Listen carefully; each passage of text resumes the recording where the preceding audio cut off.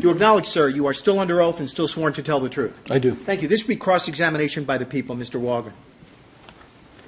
Thank you, Your Honor. Thank you. Good afternoon, sir. Good afternoon. Mr. Henson, how long have you known Mr. Flanagan? Since 2009, I think, was the first communication we had regarding this case. Okay. And you'd never met him or known him before then? We've done work for his firm before him, but not personally, no. I've never met Okay. him. How long have you done work for Mr. Flanagan's firm? Geez, I don't recall. Quite some time, probably before I was part of the firm. Decades? I really don't know. Just approximate. Well, Forensic Toxicology Associates has been around since 1980, and they may have been doing work with him going back that far, yes. Okay. Possibly 3 decades? It would predate me as far as the company is concerned, so I don't know. Okay. Now, you had been asked by the defense, by Mr. Flanagan, to test the stomach contents for lorazepam, correct? Yes. And you provided Mr. Flanagan results of that testing of the stomach contents for lorazepam, correct? Yes. And in your initial testing, you tested for everything, both lorazepam, the drug, and lorazepam, the metabolite, because that's your standard operating procedure for that type of testing, correct? That's correct. And you came up with a result, as demonstrated in Defense GG, for the lorazepam in the stomach of 634 nanograms per milliliter, correct? That's correct. And again, but that result, we now know, included both the drug and the metabolite. It's total lorazepam, yes.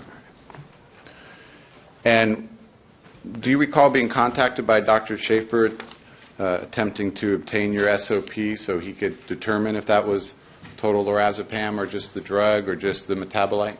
It was through email contact, through not me personally, but Okay. the company, and he was seeking the methodology that we used, yes. SOP is? Standard operating procedure. Thank you. And did you respond to Dr. Schaefer's request? No, I contacted Michael Flanagan. And then I believe you were contacted by Ms. Brazil, where she was then trying to get a copy of your SOP, your standard operating procedure. Yes. And you again told Ms. Brazil that you need to go through Mr. Flanagan, correct? That's correct. And I think at some point Ms. Brazil had to say, well, we're going to have to get the court involved. And you said, well, let me talk to Mr. Flanagan, and then we obtained a copy. Is that correct? That's correct.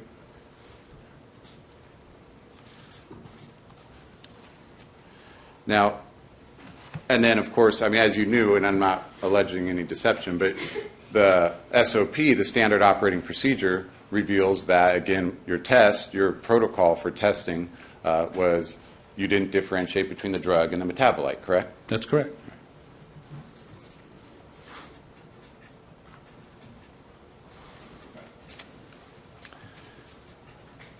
And you then did do subsequent analysis or have it sent out to differentiate between both the drug and the metabolite.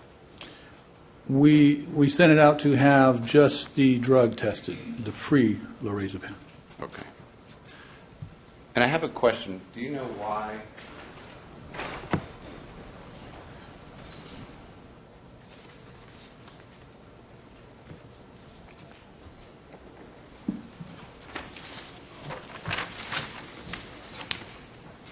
Can you explain why Defense GG, the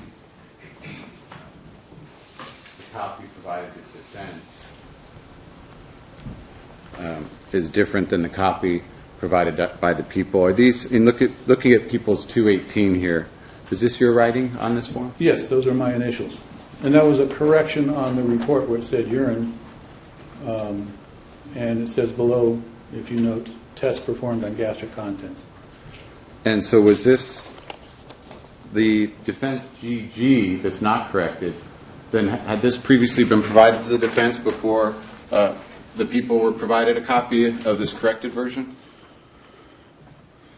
No, I believe the corrected version was, we did not provide the people with the corrected version. That would have gone through the law firm.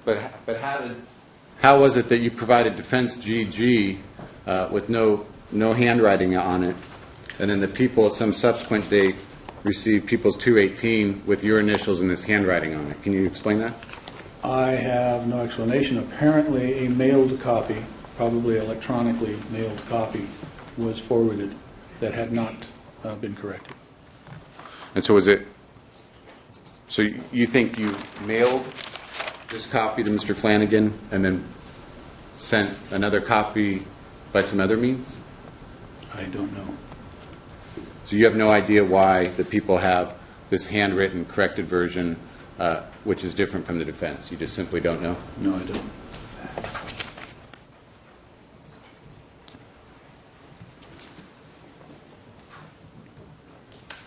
You want to have a Pacific Toxicology Laboratory report. May this be marked People's 225 for identification? 225, marked. Mr. Henson, showing you People's 225. Now, this is a test that people were just given today that reflects the pure drug in the stomach and does not include the metabolite, correct? That's correct. So it's now gone from, in People's 218, 634 nanograms per milliliter to just 84 nanograms per milliliter, correct? Yes. That's about, 84 is about 13% roughly of 634. Does that sound about right? 13.2%, yes. So that's a dramatic decrease. Well, there are two different things. Is 84 a dramatic decrease from 634? Yes, it is. Okay, thank you. You should be allowed to answer the question. He did. It calls for a yes or no answer. So if there's an objection, the objection is overruled. Counsel can inquire on redirect.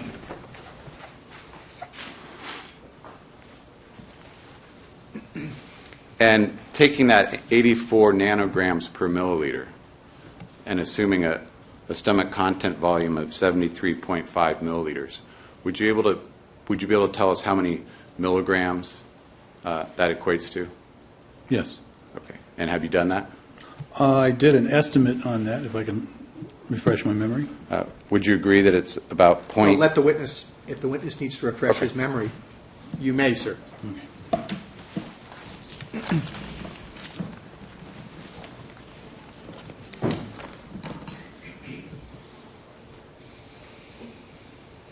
Yes.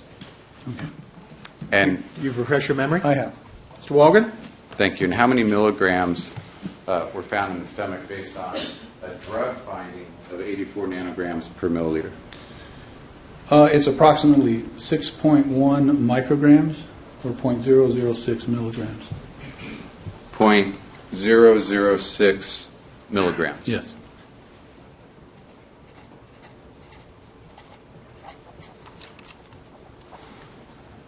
And would you agree that 0.006 milligrams, which we now know to be the actual drug content in the stomach, equates to approximately 1/333rd of a 2 milligram tablet?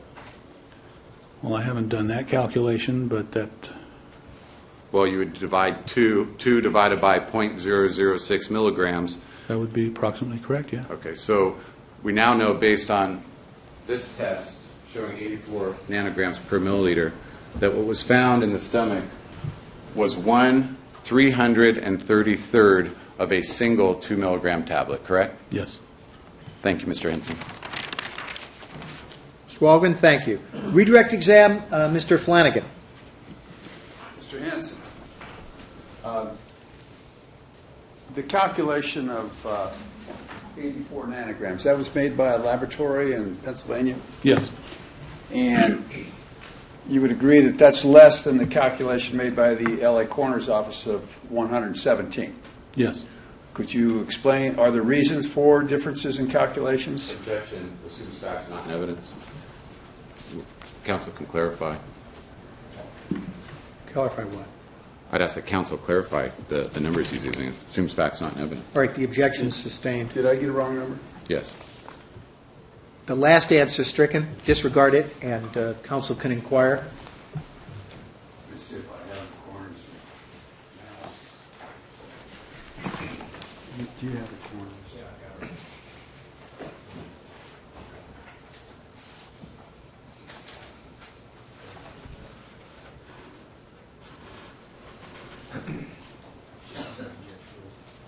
Please, sure.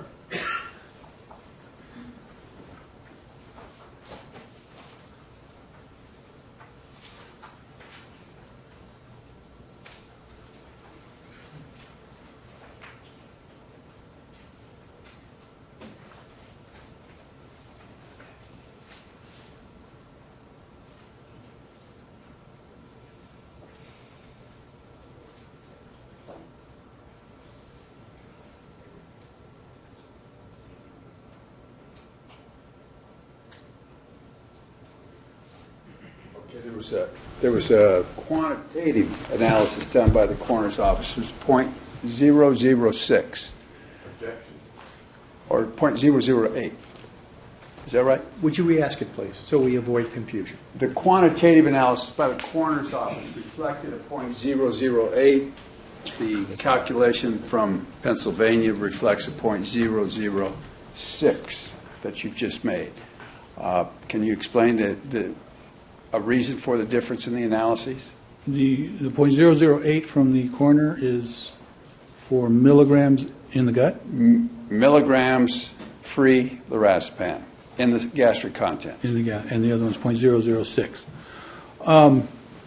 There could be a couple of things involved here. One is the time difference between the analysis of the samples and the condition of the sample.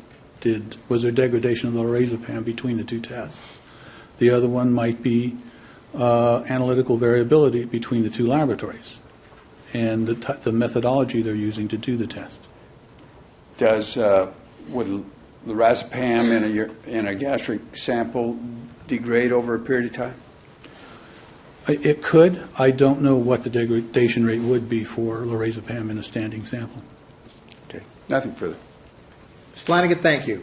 We cross-examine, Mr. Walgan. No, thank you, Your Honor. May Mr. Henson be excused, Mr. Flanagan? Yes, Your Honor. Mr. Walgan? Yes.